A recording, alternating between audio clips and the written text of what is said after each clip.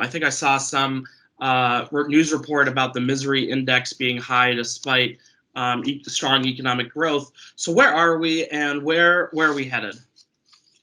Well, I think we've relearned a lesson that we should have learned from the outset, which is that the ultimate economic policy is to be successful in combating the virus. And until the coronavirus is not a pandemic threat, but is rather just a nuisance on the world stage, we will continue to struggle because it is the source of all of the problems.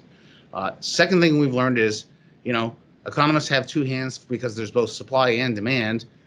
Most of the things that Washington reflexively does, cut interest rates, buy treasuries and mortgage-backed securities and do quantitative easing, send checks out, all of that stuff works on the demand curve, and the supply curve has been the issue. The number one, you have the virus inhibiting the capacity of people to work. That's a supply constraint.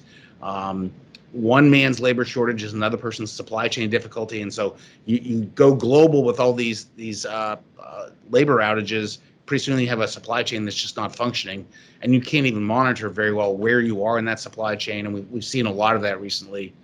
And then the third is, the old lesson that look at the intersection.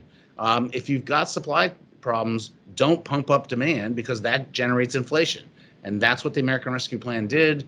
And now we're dealing with the fallout, and we're seeing the Fed realize it's got to actually work to slow the growth of demand instead of push it further. And they're doing a U-turn even as we speak. Today is a meeting of the Federal Reserve. It's a 2-day meeting.